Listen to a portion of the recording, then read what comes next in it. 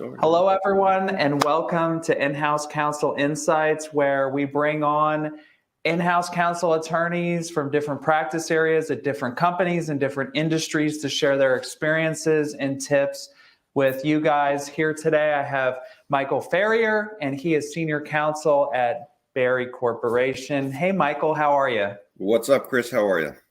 I'm wonderful, thanks. Why don't you just go ahead and just tell us a little bit about Berry? What is Berry, and what kind of work do you do there? Sure. Berry is an E&P company that is primarily operating in an oil and gas exploration and production company that's primarily operating in California as well as in Utah. And recently, Berry used to be part of Lin Energy. When Lin went bankrupt, Berry was spun off and is now its own publicly traded entity. And recently, Berry has bought the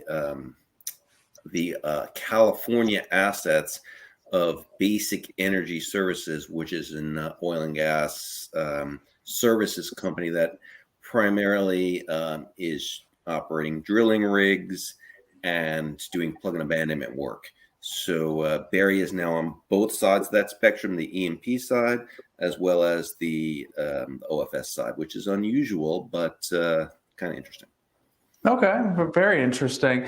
And at an oil and gas company, I don't want you to reveal any privileged information, of course, but what kind of things pop up day to day? What does your typical day look like? There is no such thing as a typical day, man. Okay. That's what I like about it. So Berry's predictable day look like, if you could say at all? Berry's really small. Okay, we've got about 1,500 employees, and we only operate in California. So, typically what we deal with mostly are California regulations and California laws. So primarily we're dealing with permitting issues. We're dealing with the California legislature regulating our operations in the industry, and we deal with a lot of labor and employment issues. Clearly, California is a different. I'd say it's one of the strictest labor and employment law states in the entire country, probably the strictest. So we deal with that a lot. Ironically, we also operate in Utah. We don't have those types of problems in Utah. So it's trying to balance the two differences between operating in Utah, which is a little bit more flexible, and California, which is much more restrictive. Okay. And do you work with outside counsel in those states? Sure. Absolutely. I mean, particularly in our labor and employment issues, we always, the fact of the matter is we're in California. We have a lot of labor and employment issues, and we need outside counsel for that. Okay. And I think this might be, illuminating to our audience. It's always helpful if you can say, how did you go about selecting your outside counsel? Or maybe put a little different way, is there something that you look for when selecting outside counsel to work with? So two questions. The first one is, I've been doing this a long time, Chris. So I've already kind of got my go-to people baked in. Okay. And, that just comes from working with different people over the years, meeting with different people over the years, and finding somebody who you can operate well with that's on the same frequency as you are and how you like things done. Time period. I like to review everything. I don't like outside counsel sending me like pleadings. Okay, these are due tomorrow. Get them done. I need a couple of days in advance. Exactly.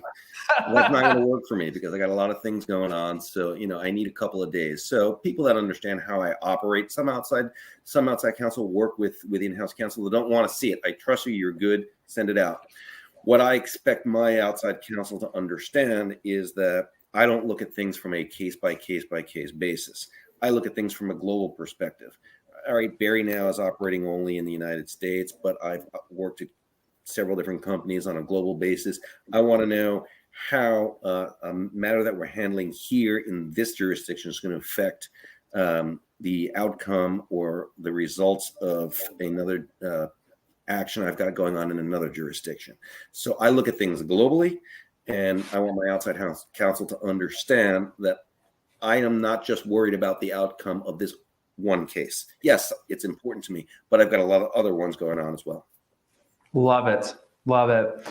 So let's talk about being an in-house attorney. And do you have any advice or tips for things that an in-house attorney should strive to do, maybe to add value to the company? No doubt, no doubt. The most important thing that, in my opinion, that an in-house counsel can do is become a member of the team, become a business partner, not somebody who is going to come out and say, no, we can't get this done. The law says no, can't do it, move on to something else. What the business is looking for is somebody to say, hey, Mike, listen, we've got this square peg. We need to fit into a round hole. Tell us how to do it. That's not an easy thing to do. You need to be able to be a little bit more tolerant of risk. When you're outside counsel, you've got a lot of things you've got to be concerned about, even particularly from the malpractice perspective. What we're looking to do is we are looking to accept a certain amount of risk, knowing that there's going to be risk involved, and it might not go the way that we want. I also am a big proponent of not going in-house to say, hey, I'm going to go in-house so I can just delegate everything to outside counsel and I don't have to do it anymore. Yes. That doesn't add value. Yeah. Anybody can delegate. If you're going to hire outside counsel, what's your value? So I still practice law. Some people go in-house and they think, well, I don't have to be a lawyer anymore. I just become an administrator. No, you practice law. I love it. And make recommendations. A lot of inside counsel and house counsel don't want to make recommendations because they're afraid to make the decision. I make the recommendation, and then I'm accountable for it. Am I always right? Absolutely not. Nobody's always right. But if you're not right, people understand that. People understand you can't always be right. Just come up with a solution to fix it when the outcome isn't what you anticipated. That, to me, is the most important thing. Being accountable, being able to make a decision and being willing to stand behind it. Fantastic. I love that. What is your favorite thing about being an in-house attorney? Well, first of all, let me pause there. How long have you been in-house, Michael? A long time, man. I went in-house first in 2007. So I've been over a bunch of different industries in a bunch of different companies. So I've been doing it for a while. So what's your favorite thing about being in-house? Well, clearly, there's only one favorite thing about being in-house, right? You don't have to bill your hours. That's what's great about it. You're part of a team and you're trying to get down to a common purpose. And you're not there saying, you know what, I'm out there selling myself, selling my business, and have that constant pressure on you to say, I need to bill a certain number of hours. I need to go out and I need to, network and participate in all these different types of organizations so I can increase my network, so I can get more clients, so I can get more business, so I can bill more hours. That is, that's a very, very difficult thing to do. And that is what I think most people are unhappy about when they are practicing law. Don't have to do that when you're in-house. Not to saying that it's some type of a panacea, but that is what I like most about being in-house, is that I am not out there trying. It's not the business of law, which is going out there trying to increase your sales. Okay. And what about your least favorite thing? Well, the thing about being in-house is when you're in-house, when you're outside counsel, you are a revenue generating center. All right. You have a value you add to the bottom line of your firm, and you are you're an asset to that firm. When you are in-house, you are no longer generating revenue. You are now a cost center, and you always have to remember that your job is costing the company money. So you always need to be thinking about, how am I going to add value? Now, a lot of people will say, well, that's not true. I don't cost money. I prevented the company from having X million dollars of damages by getting this case resolved, or, I was helpful in doing this acquisition. Yeah. We get that. Okay. But at the end of the day, you're a cost center. Okay? Yeah. Cost center, they could easily just outsource you to outside counsel. So what's the value that you add? And that's a constant struggle. And generally speaking, The finance department and the legal department are the two least liked departments in any corporation. That's just the way it is. We have decided to become lawyers. We need to accept that. And we need to say, okay, what can I do to change that perception? Well, I love that. And that's actually an excellent segue because I want to tie 2 points together you said. So right now you just said, that we're generally not liked. You also said before that we should be a team player. So do you have any advice on integrating with the team better and being more of a team player and more part of the business unit? Yeah, absolutely. I mean, the most important thing is showing your face. Okay, we all work from home now. Everybody understands that. I actually live in Houston. My company's operations, like I said, are in Utah and in California. I make a point of going out there and sitting in the office, just making myself seen, getting involved in different meetings. I intentionally interject myself in meetings. Hey, you guys have that managers meeting on Tuesdays? I'd love to be a part of that. Just listening, let them know that I'm there and letting them know that I am there to help them. I am there to give them solutions. I am a part of your team. You and I have the same goal, and we are going to get there. I'm here to help. Please use this resource that you have.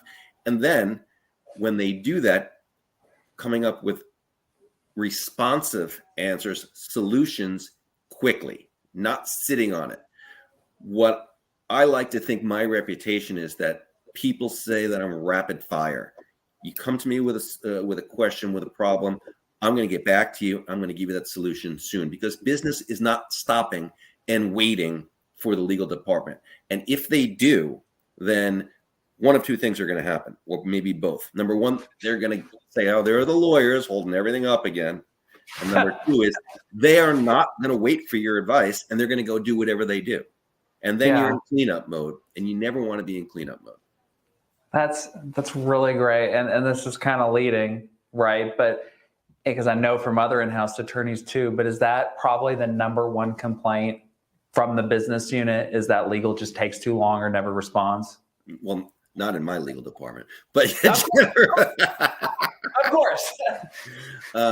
Yes, I would say overall throughout corporate America, that is probably the number one complaint. That, and you know what? Number one, they're not responsive, and number two, it's a dead end because they're going to say no, we can't get it done. So those are the two things, and I see that frustration with my counterparties, because I'll be negotiating a contract or whatever it may be, and they'll be like, oh, I need to raise this up to the next level, and 2 or 3 weeks go by, and they'll be like, I don't have an answer yet, sorry. And then my people will come back to me and they'll be like, hey, that's our customer, we need to get this done, can't you figure out a way to make it work? Well, their legal department is not being responsive. So that I would say is a number one complaint. Okay. So switching gears a little bit, if you can say, what's one of the most surprising things that you've seen or encountered over your years as an in-house attorney? That's a good question. Probably what surprised me most, and I never really anticipated it, was what I said before. It's that when lawyers go in-house, they are afraid to practice law. They are afraid to make decisions. They always want to go to outside counsel and get a second opinion. And when I was at my last role at Parker, where I had, I was in charge of the legal department, I had a lot of people reporting to me. And then COVID happened, and we took a big hit during COVID. We didn't have the resources to go outside counsel like we wanted to. I had to have a meeting with I had just taken on that role in the middle of COVID. I had to have a conversation with everybody and say, you are lawyers. You now need to go back to basics and practice law and make decisions and be accountable for them. We don't have the budget. We were shutting down operations left and right. We don't have the budget right now in order to go and get an outside counsel opinion on these things. Number one. The other thing that I find shocking is that, and I shouldn't find it shocking, is that lawyers are very risk averse, and risk tolerance is so important in a business. My father would say there is no such thing as a business that is risk-free. And that's true. The risk-free business, if there was one, everybody would be doing it. when you're in-house and you're part of a team, you need to be able to be tolerant of risk. Use your experience, use your history to know what risk is acceptable and what's not. And when you find a risk that's not acceptable, don't say, sorry, team, we can't do it. You need to say, team, I know you want to go from here to here. I can't do it in a straight line, but I can do it another way. We're going to get you there, and it's going to be in the same way, and we're going to make just as much money, if not more. Lawyers are afraid. They're hesitant to do that. So I found it a little surprising. I probably shouldn't have. And every time I change companies, I still see that everywhere we go. There is a lot of that in the in-house departments. Is there any way to help that, to get lawyers to become a little less afraid of business? It just comes with, I think it's more the younger lawyers, and it comes with experience, and it comes with confidence in your abilities. So, when you're a younger lawyer, you're always like, well, I'm not really sure. I'd always go to the senior partner and ask. Still want to do that. I think that it comes with the confidence to say, I've done this 100 times. I understand how this is going to go down. I understand what all the pitfalls are. We can handle that. Personally, my opinion, a lot of people will disagree with me. I think a strong litigation background is very helpful to being on the in-house side. And a lot of recruiters and a lot of in-house lawyers, they'll say, no, that's not true. Yeah. The litigator, once you're always a litigator. I did a lot of litigation before I was in-house, and knowing the risks, knowing what could happen, and understanding how a court is going to think and decide a particular case is the type of knowledge that goes so far when you're 20 years later negotiating a $50 million contract and thinking, all right, I'm going to change this word. What is it going to do? And how is it going to affect us? That kind of background, being able to deal with that type of risk, I think is invaluable. And so I 100% agree too. And my past litigation experience just made me, I think, less afraid of disputes and scary issues, right? For sure. So at Stewart, you managed the litigation docket, right? I did. When I was at Stewart, I had 600 claims and litigation cases. And did you work those in addition to managing outside counsel? Mm-hmm. The claims, obviously, we would do a lot. The claims we handled in-house, obviously. Okay. Sometimes there would be a particular issue that we might need to get outside counsel on to resolve a title issue or things like that. Obviously, litigation, we did primarily using outside counsel, and particularly because, you've got, so out of the 600 claims and litigation cases, maybe 350 were claims and 150 were litigation. It was all over the United States and all over Latin America. You can't be a lawyer everywhere. You can't be in court every day. And you can't. I think you could be a lawyer everywhere. So it's hard to do. It's hard to do. So yes, we would use a lot of outside counsel. Okay. And that's where I started to really get my stable of, if you will, of in-house, of outside counsel that I felt comfortable using. That's when I really started. I had 150 litigation cases, all over the Western Hemisphere. You get to know people. Yeah.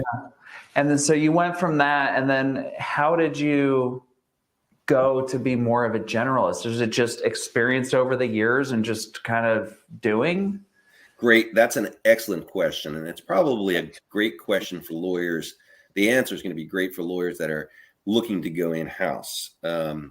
So after I was at Stewart Title for a while, I wanted to move on to do more than just claims and litigation for a title insurance company. So I thought, let me try and transition to something else. And I meet with a significant number of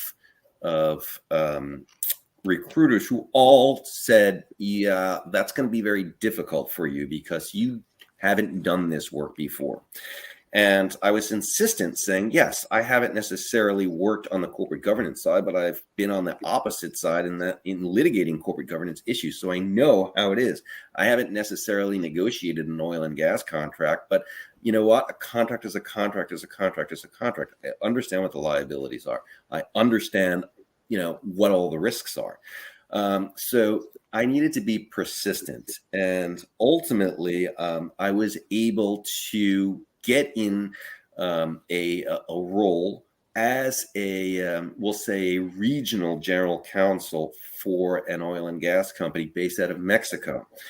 My history, having had lived in Mexico and having, being able to speak and converse in Spanish was helpful to me in that. But everybody has a particular talent. Everybody has that thing that differentiates themselves from somebody else. Use that to get yourself in the door. Getting yourself in the door is 90% of the work. Once you're in the door, we're lawyers. I like to say, and a lot of people get mad at me when I say it, lawyers, when you're in a meeting, lawyers are generally smarter than 90% of the people in the room. We're smart. We went to law school. We understand it. We can figure it out. That's what we do. Right. And that's what law school is supposed to teach us what to do, is figure it out too. That's right. That is great advice. And so many attorneys are looking to change practice areas or diverse. So I love that. And I want to end with that. And Michael, thank you so much for joining us. This was really a great interview. All right, Chris. Well,